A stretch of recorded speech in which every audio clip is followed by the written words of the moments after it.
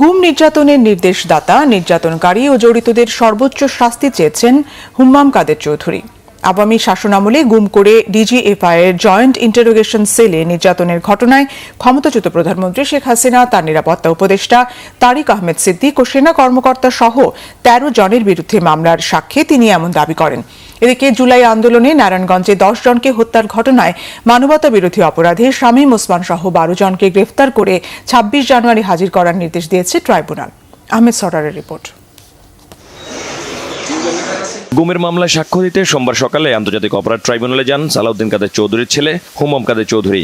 বিচারপতি গোলাম মুর্তজা মজুমদারের নেতৃত্বাধীন আন্তর্জাতিক অপরাধ ট্রাইব্যুনাল ১-এ শুরুতে চিফ প্রসিকিউটর তাজুল ইসলাম সূচনা বক্তব্য উপস্থাপন করেন। এর মধ্য দিয়ে মামলাটির বিচার শুরু হয়। বাহিনীগুলোতে একটা কালচার হয়ে গিয়েছিল যে কোনো মানুষকে যেমন খুশি তেমনভাবে নাই করে দেওয়া যায় এবং এর জন্য কোনো জবাবদিহি করতে হয় না। এই কালচারের অবসানের জন্য বাংলাদেশে এই গুমের বিচার সাংঘাতিক রকমের গুরুত্বপূর্ণ। বাংলাদেশে যদি এই ধরনের ভয়াবহ অপরাধের বিচার করা না যায়, তাহলে গুমের সংস্কৃতি আবার ফিরে আসবে, ভয়ের সংস্কৃতি আবার ফিরে আসবে।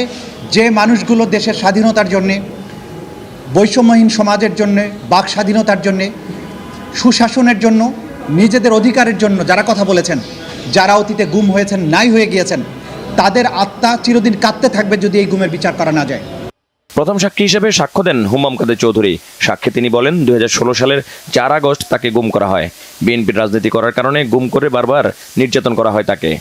7 মাসে আমার সাথে কি ঘটেছে, কি ধরনের নির্যাতন ঘটেছে, ওটার ডিটেল বর্ণনাটা আজকে আমি মাননীয় আদালতের সামনে তুলে ধরেছি। তার সাথে সাথে যেই ব্যক্তিরা আদেশ দিয়েছিলেন, যারা হুকুমদাতা ছিলেন এই গুম ঘটনার সাথে, তাদের নামও প্রকাশ করা হয়েছে এবং তার সাথে সাথে ন্যায় বিচারের জন্য আমি আবেদন করে এসেছি। এর আগে জুলাই আন্দোলনে নারায়ণগঞ্জে 10 জনকে হত্যার ঘটনায় মানবতা বিরোধী অপরাধে শামীম ওসমান সহ 12 জনকে গ্রেপ্তার করে ২৬ জানুয়ারি হাজির করতে আইনশৃঙ্খলা বাহিনীকে নির্দেশ দেয় ট্রাইব্যুনাল। এই মামলাটি বেসিকলি ভিডিও বেসড এলিগেশন।